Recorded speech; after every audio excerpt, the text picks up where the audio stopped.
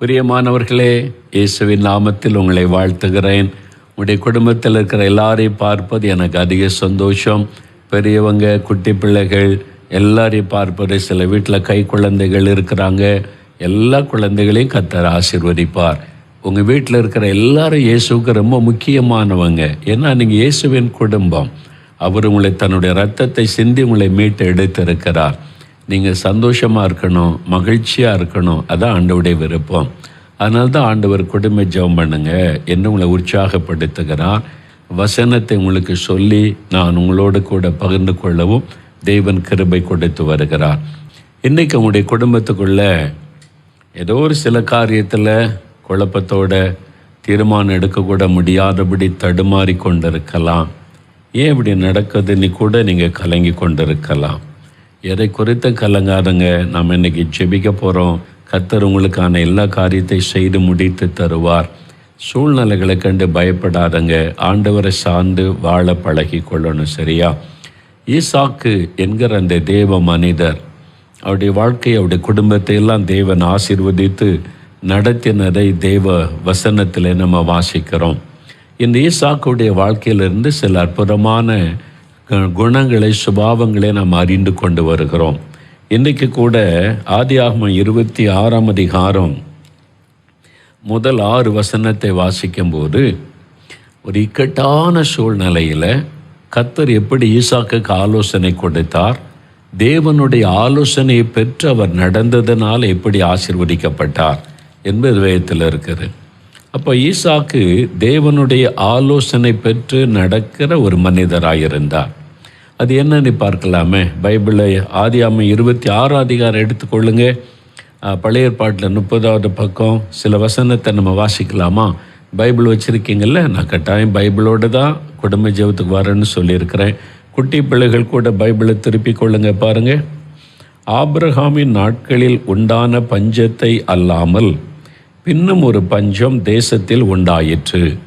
அப்பொழுது ஈசாக்கு பெலிஸ்தருக்கு ராஜாவாகிய அபிமெலேக்கினிடத்தில் கேராரூருக்கு போனான். கர்த்தர் அவனுக்கு தரிசனமாகி, நீ எகிப்து தேசத்துக்கு போகாமல் நான் உனக்கு சொல்லும் தேசத்திலே குடியிரு, இந்த தேசத்திலே வாசம் பண்ணு, நான் உன்னோட கூட இருந்து உன்னை ஆசீர்வதிப்பேன், நான் உனக்கும் உன் சந்ததிக்கும் இந்த தேசங்கள் யாவையும் தந்து உன் தகப்பனாகிய ஆபிரகாமுக்கு நான் இட்ட ஆணையை நிறைவேற்றுவேன். ஆபிரகாம் என் சொல்லுக்கு கீழ்ப்படிந்து என் விதிகளையும் என் கற்பனைகளையும் என் நியமங்களையும் என் பிரமாணங்களை கை கொண்டபடியால் நான் உன் சந்ததியை வானத்தின் நட்சத்திரங்களைப் போல பெருக பண்ணி உன் சந்ததிக்கு இந்த தேசங்கள் யாவையும் தருவேன், உன் சந்ததிக்குள் பூமியில் உள்ள சகல ஜாதிகளும் ஆசீர்வதிக்கப்படும் என்றார். ஈசாக்கு கேராரிலே குடியிருந்தான். பாருங்க, ஒரு கொடிய பஞ்சம் வருகிறது. ஒரு நெருக்கமான சூழ்நிலை, அந்த தேசத்தில் வாழ முடியாத சூழ்நிலை. அப்போ என்ன செய்கிறதுன்னு கலங்கி பக்கத்து தேசமாகிய பெலிஸ்தருடைய ராஜாவாகிய அபிமெலேக்கு ஆட்சி பண்ணக்கூடிய கேராரூருக்கு அவர் போனார். இப்போ அவருக்குள்ள ஒரு எண்ணம் உண்டாக்கலாம், எகிப்துக்கு போகலாம், எகிப்து செழிப்பான இடம் என்று. அப்போ கர்த்தர் தரிசனமாகி சொல்கிறாரு, நீ எகிப்துக்கு போகாத, நான் உனக்கு சொல்லும் தேசத்தில் குடியிரு, இந்த தேசத்தில் வாசம் பண்ணு, நான் உன் கூட இருப்பேன், உன்னை ஆசீர்வதிப்பேன் அப்படின்னு ஆண்டவர் சொல்கிறார். ஏன்னா இதுக்கு முன்னால் ஒரு கொடிய பஞ்சம் ஆபிரகாம் காலத்தில் வந்தபோது ஆபிரகாம் எகிப்து தேசத்துக்கு போனார். அங்கே நடந்த சம்பவம்லாம் பைபிளில் எழுதப்பட்டிருக்கிறாரு. ஈசாக்குக்குள்ளே இந்த எண்ணம் வந்திருக்கலாம். ஈசா அந்த எகிப்து தேசம் செழிப்பான ஒரு தேசம், ஒருவேளை நம்ம அங்கே போனால் இந்த பஞ்ச காலத்தில் தப்பித்து கொள்ளலாம் என்று நினைத்திருக்கலாம். இப்போ நம்ம ஒரு கொடிதான காலத்திற்குள்ளே கடந்து போகிறோம் இல்லை? COVID-19 என்று சொல்லி கொள்ளை நோய், அதனுடைய பாதிப்புகள், பொருளாதார வீழ்ச்சிகள், வேலை இழப்புகள், பிஸ்னஸ் பாதிப்புகள், பிள்ளைகள் ஸ்கூலுக்கு போக முடியாத நிலைமை, நிறைய பாதிப்புகளை சந்திக்கிறோம். இந்த சூழ்நிலையில் என்ன பண்ணுவார்? நிறைய பேர் வெளிநாட்டில் இருந்தவங்க இந்தியாவுக்கு திரும்பி வந்துட்டாங்க. சென்னையில் இருந்தவங்க அவங்கவுங்க கிராமத்துக்கு திரும்பி போனாங்க. மறுபடியும் சென்னை பட்டணத்துக்கு போனாங்க. ஏன் இங்கே வந்தோம், நம்ம அங்கேயே இருந்திருக்கலாமோ, இப்படி 2 மனதோடு குழம்பின நிலைமை. வெளிநாட்டிலேருந்து வந்த கூட நான் அங்கேயே இருந்திருக்கலாமோ, நான் தவிர்தலாக வந்துட்டேனே. இப்படி பல குழப்பமான சூழ்நிலை. இன்றைக்கு நீங்கள் கூட குழம்பி கொண்டே இருக்கலாம். இந்த வேலைக்கு போகலாமா, இந்த பிஸ்னஸை செய்யலாமா, இந்த காரியத்தை செய்யலாமா, இந்த சூழ்நிலையில் என்ன பண்ணுவது, எங்கே போனால் நம்ம தப்பிக்க முடியும், என்ன செய்தால் இந்த காலத்தை நம்ம கடந்து போக முடியும். ஈசாக்குக்குள்ளே இருந்திருக்கலாம், இந்த பஞ்ச காலத்தை எப்படி தாண்டுவது, தேசத்தில் பஞ்சம் கொடிதாக இருக்கிறது, இந்த காலத்தில் நம்ம கூட இருக்கிறவங்க, நம்முடைய குடும்பம், வேலைக்காரிகள் எல்லாம் போஷிக்கப்பட என்ன பண்ண போகிறோம், பல கேள்விகள் இருந்திருக்கும். இப்போ கர்த்தர் தரிசனமாகி ஒரு ஆலோசனை கொடுக்கிறார். எகிப்துக்கு போகாத, இந்த தேசத்தில் தங்கியிரு, நான் கூட இருந்தவனை ஆசீர்வதிப்பேன் அப்படின்னு. ஈசாக்கு அதற்கு கீழ்ப்படிந்தார். தேவனுடைய ஆலோசனைக்கு கீழ்ப்படுகிற ஒரு மனிதராக ஈசாக்கு இருந்தார். அதனால பாருங்க, குடும்பம் பாதுகாக்கப்பட்டார். பஞ்ச காலத்தில் கூட கர்த்தர் அவரை போஷித்து காப்பாற்றி ஆசீர்வாதமாய் நடத்தினரை தொடர்ந்து வாசிக்கும் போது அறிந்து கொள்ள முடியும். நீங்கள் தேவனுடைய ஆலோசனைக்கு கீழ்ப்படிந்து நடந்தீங்கன்னா, அது கொள்ள நோய் காலமாக இருக்கலாம், பஞ்ச காலமாக இருக்கலாம், வெள்ளக்காரியமாக இருக்கலாம், எந்த சூழ்நிலையிலும் அவர் உங்களை பாதுகாக்க தவற மாட்டார். உங்கள் கூட இருந்து ஆசீர்வதிக்க தவற மாட்டார். இந்த காலத்தில் ஒரு பக்கம் வேலை இழந்த மக்கள், இன்னொரு பக்கத்தில் நிறைய பேர் சொல்கிறாங்க ஆண்டவர் வேலை கிடைக்க பண்ணினார், முன்னால் விட அதிக சம்பளத்தில் வேலை கிடைக்க பண்ணினார். எத்தனை பேர் சாட்சி சொல்கிறாங்க தெரியுமா? அப்போ இந்த சூழ்நிலைகளையும் கடந்து தேவன் ஆசீர்வதிக்க முடியும். அதனால் நீங்கள் பயப்படாதங்க. தேவனுடைய ஆலோசனைக்கு மாத்திரம் செவி கொடுக்க தவறக்கூடாது. அதனால் கவனம். எனக்கு ஒரு பட்டணத்தில் ஒரு சகோதரரை தெரியும். நல்ல ஒரு பிஸ்னஸ் பண்ணார். நல்ல பெரிய ஒரு கடை வைத்து நல்ல வியாபாரம் செழிப்பாய் நடக்கிறது. குடும்ப ஆசீர்வாதமாக இருக்குது. மனைவி பிள்ளைகளோட மகிழ்ச்சியாக இருந்தார். சொந்த வீடு பாருங்கள், கடை வியாபாரம் நல்ல செழிப்பு. இப்போ திடீரென்று அவருக்குள்ள ஒரு ஆசை வந்தது, புதிதாக ஒரு பிஸ்னஸ் ஆரம்பிக்கணும்னு சொல்லி யாரும் சொன்னாங்க. இவருக்கு பழக்கமானது ஒரு பிஸ்னஸ், அவர் வேறு ஒரு பிஸ்னஸை குறித்து ஒரு ஆள் சொன்னாங்க, இதில் நீங்கள் இத்தனை லட்சம் இன்வெஸ்ட் பண்ணால் இவ்வளோ லாபம் வந்துடும், நம்ம சேர்ந்து செய்யலாம், நம்ம பார்ட்னராக வச்சு இந்த பிஸ்னஸை பண்ணலாம் என்பதாய் சொல்லி ஆசையான பல விளக்கங்களை சொன்னவுடனே இவருக்கு ஆசை, சரி அதை நம்ம முயற்சி பண்ணலாமே என்று சொல்லி அப்போ அவர் தீர்மானம் பண்ணி பார்ட்னர்ஷிப் போட்டு இத்தனை லட்சம் கொடுக்க ஒழுங்கு பண்ணி அந்த ஆரம்பத்துக்கு பாருங்கள், நம்முடைய ஊழியத்தில் இந்த உடன் ஊழியராக இருக்கிற அப்பாதுரை பிரதர் சகோதரரை அழைத்திருந்தாங்க. அப்பாதுரை பிரதர் ஜோம் பண்ண போனாங்க. போயிட்டு சொன்னாங்க, இந்த பிஸ்னஸ் தேவ சித்தமாக எனக்கு தெரியவில்லை, இது வேண்டாம், இது உங்களுக்கு நஷ்டத்தை கொண்டு வரும், உங்களுக்கு ஏற்கனவே இருக்கிற பிஸ்னஸை செய்யுங்க, அதை விருத்தி பண்ணுங்க, அதுக்கு இன்னொரு பிரான்ச்சு கூட ஆரம்பித்து செய்யலாம், இது செய்கிறது ஆண்டோடைய சித்தமாக எனக்கு தெரியலை, உங்களுக்கு பொருள் நஷ்டத்தை உண்டாக்கும் அவமானத்தை கொண்டு வருவது வேண்டாம் என்று சொன்னார்கள். அவங்க ஆலோசனை கொடுத்து ஜெபிச்சாங்க. ஆனால் அந்த சகோதரன் உள்ளத்தில் தீர்மானம் பண்ணிட்டார், இதை செய்யணும், இதில் இத்தனை லட்சம் லாபம் வரும்ன்றாங்க, பெரிய பிஸ்னஸ் ஆயிடலான்னு சொல்கிறாங்கன்னு சொல்லி அந்த ஆசையில் அவர் தேவனுடைய ஆலோசனைக்கு செவி கொடுக்கவில்லை. சிரித்து கொண்டே கேட்டுக்கொண்டார். ஆனால் அவர் செய்கிறபடியே செய்து கொண்டிருந்தார். என்கிட்ட வேதனையோடு சொன்னாங்க, நான் சொன்னேன், அவர் கேட்கல பிரதர் சொல்லி. நானும் கூட போய் ஜெபம் பண்ணினேன். ஆவியானுடைய பிரசன்னம் வழிநடத்துதலை பார்க்க முடியலை. அப்போ கர்த்தர் ஏற்கனவே ஆலோசனை கொடுத்துட்டாரு, இது உனக்கு வேண்டாம் என்பதை போல. நம்முடைய நண்பர்கள், உறவினர்கள், மற்றவங்க ஒரு புதிய காரியம் சொன்னால் ஒரு பகுதியை தான் சொல்லுவாங்க, அடுத்த பகுதியை சொல்ல மாட்டாங்க. தங்களுக்கு சாதமான பகுதியை சொன்னால் உங்களுடைய ஆசையை அவங்க தூண்டி விட்டு செய்ய வச்சுருவாங்க. நீங்கள் தான் கவனமாக இருக்கணும். பாருங்கள், தேவன் என்ன ஆலோசனை கொடுக்குறான்னு கேட்டிருக்கணும். அவங்க அதெல்லாம் கேட்கல. அவங்களுக்கு நண்பர்கள் சொல்கிறாங்க, மற்றவங்க சொல்கிறாங்க, நமக்கு நிறைய லாபம் வரும், செஞ்சிடலான்னு சொல்லி அவங்க அதுக்கு ஜெபம், விசுவாசம் எல்லாமே பயன்படுத்தினாங்க. உண்மைதான். ஆனால் என்ன நடந்தது தெரியுமா? பல லட்சங்கள் நஷ்டமாகி அந்த பிஸ்னஸை இழந்து, ஏற்கனவே அவங்களுக்கு பல வருஷமாக இருந்த பிஸ்னஸையும் அதனால் இழந்து, வீட்டை இழந்து, எல்லாத்தையும் இழந்து, சொந்த ஊரில் இருக்க முடியாமல் வேறு ஊருக்கு போக வேண்டிய ஒரு சூழ்நிலை வந்து விட்டார். எந்த ஊரில் எவ்வளோ பிஸ்னஸில் மகிமையாக ஒரு கர்த்தருக்கு சாட்சி ஆசீர்வாதமாக இருந்தாங்களோ அந்த ஊரில் இருக்க முடியாத சூழ்நிலை வந்து விட்டார். அப்போ அடிக்கடி பிரதர் அப்பாதரை பிரதர்களும் சொல்லி வருத்தப்படுவாங்க. கர்த்தர் எவ்வளவோ சொன்னார், அவங்க கேட்கலையே, அதனால் இந்த ஆசீர்வாதத்தை இழந்து போனாங்களேன்னு சொல்லி. சாதாரண இழப்பல்ல அது. அது இருந்த எல்லாத்தையும் இழந்து போயிட்டாங்க. ஊர்லேயே பட்டணத்தில் இருக்க முடியாமல். எதனால்? தேவனுடைய வார்த்தைக்கு கீழ்ப்படியாத ஒரு காரியத்தினால. ஆண்டவர் சொல்கிறார் ஈசாக்கை பார்த்து, ஈசாக்கு, எகிப்துக்கு போகாத, நீ அதை செய்யாத. ஆபிரகாம் போனார்னு நீ போகாத, நீ இங்கே இரு, நான் சொல்கிற இடத்துல இரு, நான் கூட இருப்பவன் ஆசீர்வதிப்பேன். ஈசாக்கை கீழ்ப்படிந்தார். தேவனுடைய ஆலோசனை. நீங்கள் தேவ ஆலோசனை பெற்றுக்கொண்டீங்களா? உங்கள் பிள்ளைகளை இந்த யூனிவர்சிட்டியில் படிக்க வைக்கணும், இந்த நாட்டில் படிக்க வைக்கணும்னு நீங்களே தீர்மானம் பண்ணுறீங்களே, கர்த்தரிடத்தில் ஆலோசனை பெற்றீங்களா?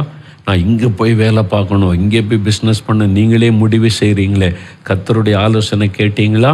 இவரை பார்ட்னராக சேர்த்து இந்த பிஸ்னஸ் பண்ணிடலாம், இவர் ரொம்ப திறமைசாலி, அவர் கூட சேர்ந்தால் நம்மளும் பெரிய கோடீஸ்வரன் ஆயிடலான்னு நீங்களே தீர்மானம் பண்ணுறீங்களா? கர்த்தரிடத்தில் ஆலோசனை கேட்டிங்களா? யோசித்து பாருங்கள். ஈசாக்கு தேவனுடைய ஆலோசனைக்கு கீழ்ப்படுகிறவராயிருந்தார். அதனால் எப்பொழுதும் உடைய மனதில் எந்த காரியத்திற்கு நான் கர்த்தரிடத்தில் கேட்டு தான் தீர்மானிக்க முடியும் என்று ஒரு தீர்மானம் வைத்து கொள்ளுங்க. ஒரே நாளில் போய் நீங்கள் கர்த்தரிடத்தின் ஆலோசனை சில சமயம் பெற முடியாது. சில நாட்கள் ஆகும், சில வாரங்கள் ஆகும். வெயிட் பண்ணுங்க, காத்துருங்க, ஜெபம் பண்ணுங்க, அவசரப்படாதங்க. நீங்கள் அவசரப்பட்டு ஒன்று செய்தால் மாபெரும் இழப்பை சந்தித்து அவமானப்பட்டு எல்லாவற்றையும் இழந்துவிட நேரிடும். அதனால தான் தேவனுடைய ஆலோசனைக்கு செவி கொடுப்பது அவ்வளோ முக்கியம் என்பதை உணர்ந்து கொள்ளுங்க. ஈசாக்கு நல்ல தேவனுடைய ஆலோசனைக்கு கீழ்ப்படுகிற ஒரு மனிதராக இருந்தார். அதனால தேவன் இந்த பஞ்ச காலத்தில் கூட பாதுகாத்து ஆசீர்வதித்து நடத்தினார். அதனால் உங்கள் வாழ்க்கையில் கூட கொள்ள நோய் வரலாம், பஞ்சம் வரலாம், பயங்கரமான பூமி அதிர்ச்சி வரலாம், வெள்ளங்கள் வரலாம், சூழ்நிலைகள் எப்படியும் மாறலாம். உங்கள் கூட இருந்து உங்களை பாதுகாத்து உங்களை ஆசீர்வதித்து நடத்துகிற ஒரு கர்த்தர் இருக்கிறார். அவரை சார்ந்து கொள்ளுங்க, அவர் மேலே விசுவாசம் வைங்க, அவருடைய ஆலோசனையின்படி நடக்க அர்ப்பணித்து கொள்ளுங்க. சரியா? அவருக்கு ஒரு பெயர் உண்டு, ஆலோசனை கர்த்தா. அவர் அழகாய் உங்களுக்கு ஆலோசனை கொடுத்து உங்களை வழி நடத்துவதை நீங்கள் காண முடியும்.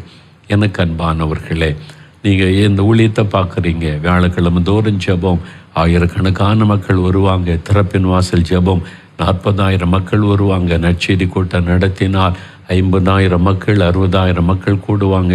இப்படி எல்லா ஊழியம் செய்கிறோம். இப்போ இந்த கொள்ள நோய் காலத்தில் எல்லாம் முடக்கப்பட்டு விட்டது. இனிமேல் ஒன்றுமே இல்லை.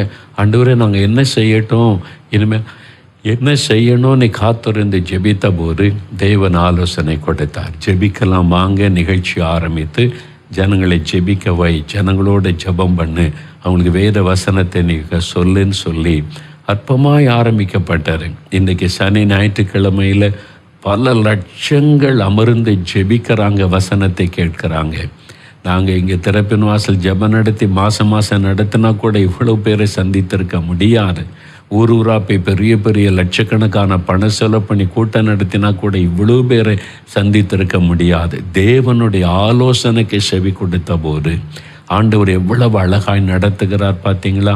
மூளை அறியல நான் யோசனை பண்ணி அப்படி செஞ்சலாம் இப்படி செஞ்சலான்னு பிளான் பண்ணியிருந்தா அந்த ஆசீர்வாதம் வந்திருக்காரு. ஆகவே தேவனுடைய ஆலோசனைக்கு இடம் கொடுத்து அந்த ஆலோசனையின்படி நடக்க அர்ப்பணித்து கொள்ளுங்க. யாரோட ஆண்டவர் பேசுவார் தெரியுமா? யார் கீழ்ப்படுகிறாங்களோ அவங்களோட தான் பேசுவார். நீங்கள் கீழ்ப்படியாத பட்சத்தில் ஆண்டவரை ஒதுங்கி நின்று கொள்ளுவார். அதனால் ஒப்பு கொடுங்க, ஆண்டவரே நீங்கள் என்ன ஆலோசனை கொடுத்தாலும் கீழ்ப்படுகிற நான் செய்கிறேன்னு சொல்லுங்கள். சரியா? இப்போ ஜெபிக்கலாமா? முழங்கால் படியிடுங்க. உங்களுடைய ஃபேமிலியில் ஏதோ ஒரு காரியத்தில் குழப்பத்தோடு இருக்கீங்களா? ஆண்டவரை ஆலோசனை கொடுங்க. நீங்கள் சொல்கிறபடி நாங்கள் செய்கிறோம், நாங்கள் நடக்கிறோம். நீ உங்கள் விருப்பம்தான் எங்களுக்கு தெரியணும். ஆண்டவரே நீ ஜெபிக்க ஆரம்பிங்க. ஆண்டவர் அழகாய் நடத்துவார். நாம் ஜெபிக்கலாம். தகப்பனே, இந்த சந்தோஷமான வேலைக்காக நன்றி அப்பா.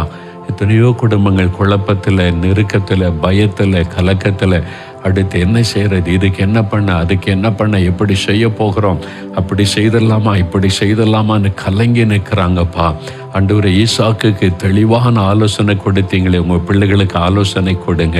அவங்க என்ன செய்யணும், இந்த இக்கட்டான காலத்தில் என்ன செய்யணும், எப்படி செய்யணும், அவங்களுக்கு ஆலோசனை கொடுங்க. நீங்கள் சொல்கிறபடி செய்ய அவங்க ஆயத்தமாக இருக்கிறாங்க. ஈசாக்கை போல நம்முடைய ஆலோசனைக்கு கீழ்ப்படுகிற இருதயத்தை எங்களுக்கு தாரும் ஆண்டவரே. அதற்கு எங்களை ஒப்பு கொடுக்கிறோம். இப்பொழுதும் தகப்பனை, எங்களுடைய குடும்பத்தை நாங்கள் உமக்கு அர்ப்பணித்திருக்கிறோம். இது உங்கள் குடும்பம், நாங்கள் உமக்கு சொந்தம். நீங்கள் எங்களை வேலையடைத்து பாதுகாத்து நடத்துறீங்க. தீங்கு அணுகாதபடி அதற்காய் ஸ்தோத்திரம். நீர் எங்களை ஆசீர்வதிக்கிற தேவன். ஆசீர்வதியும் தேவைகளை சந்தியும் வழிகளை திறந்து தாரும். உம்முடைய கரத்தில் அர்ப்பணிக்கிறோம். ஆவிக்குரிய ஆசீர்வாதங்களை தாரும். இன்னும் ஜெப ஆவியை தாரும். இன்னும் அன்றாட ஜெபிக்க கிருபை தாரும். இப்பொழுதும் தகப்பனை, எங்களை ஆசீர்வதித்ததைப் போல எங்கள் தெருவில் இருக்கிற, கிராமத்தில் இருக்கிற, ஊரில் இருக்கிற எல்லா மக்களையும் சந்தியும். எல்லா மக்களுக்கும் அந்த ரட்சிப்பின் சந்தோஷத்தை தாரும். ஆலோசனைகளை தாரும். சத்தியத்தை அறிந்து கொள்ள கிருபை தாரும். எங்கள் தமிழ்நாட்டில் இருக்கிற 8 கோடி மக்கள் ரட்சிக்கப்படணும். உம்மை அறிந்து கொள்ளணும். அவருடைய மனக்கண் திறக்கப்படணும். இந்தியாவில் இருக்கிற 138 கோடி மக்களுக்காக ஜெபிக்கிறோம். அவங்க என் சகோதர சகோதரிகள், அவங்களும் ஆலோசனையை பூரணமாய் பெற்றுக்கொள்ள நீங்கள் சந்திக்க, ரட்சிக்க ஜெபிக்கிறோம். எங்களை ஆளுகிறவர்கள் மேலே நீங்கள் ஆளுகை செய்யுங்க. நீங்கள் அவங்கள வழி நடத்துங்க. எங்கள் தேசத்தில் சமாதான நல்வொழுக்க அமைதி காணப்பட ஜெபிக்கிறோம்ப்பா. தகப்பனை, பாவங்கள், துன்மார்க்கங்கள், அசுத்தங்கள், லஞ்சங்கள், அநியாயங்கள், மதுபானங்கள் எல்லாம் ஒளியேற்றும். ஒரு மாற்றப்பட்ட, பரிசுத்தமாக்கப்பட்ட தமிழ்நாடாய் நாங்கள் காண உதவி செய்யும். ஆண்டவர் அப்படி ஆசீர்வதிக்கிற அன்பிற்காக ஸ்தோத்திரம். எங்கள் ஜெபத்தை கேட்டதற்காய் நன்றி. இந்த வாரத்தில் எங்களுடைய குடும்ப தேவைகள், பிஸ்னஸ், வேலை, எங்களுடைய எல்லா தேவைகளிலும் அற்புதம் செய்து ஆசீர்வதியும். நாங்கள் வேண்டிக் கொண்டதை பெற்றுக்கொண்டோம் என்று விசுவாசிக்கிறோம். இயேசு கிறிஸ்துவின் நாமத்தில் ஜெபிக்கிறோம் பிதாவே. ஆமேன், ஆமேன். என் ஆத்துமாவே கர்த்தரை சோஸ்திரி. என் முழு உள்ளமே அவருடைய பரிசுத்தமுள்ள நாமத்தை சோஸ்திரி. என் ஆத்துமாவே கர்த்தரை சோஸ்திரி. அவர் செய்த சகல உபகாரங்களை மறவாதே. ஆமேன், ஆமேன். பிரியமானவர்களே, ஆண்டவர் உங்களை ஆசீர்வதித்திருக்கிறார். ஈசாக்கு எப்படி தேவனுடைய ஆலோசனை பெற்றுக்கொண்டாரோ, ஒவ்வொரு காரியத்துக்கும் ஜெபம் பண்ணுங்க. ஆண்டவர் ஆலோசனை தருமுறை கீழ்ப்படிந்து அதற்கு உங்களை அர்ப்பணித்து கொள்ளுங்க. அப்போ தொடர்ந்து தேவன் உங்களை அழகாய் நடத்துவதையும் ஆசீர்வாதமாய் நடத்துவதை காண்பீங்க. கர்த்தருடைய ஆசீர்வாதம் உங்களோடு இருக்கட்டும். ஆனால் தினந்தோறும் குடும்ப ஜெபம் செய்வதை விட்டு விடாதருங்க. சரியா? கர்த்தருடைய ஆசீர்வாதம் உங்களோடு இந்த நடத்துவதாக. ஆமென்.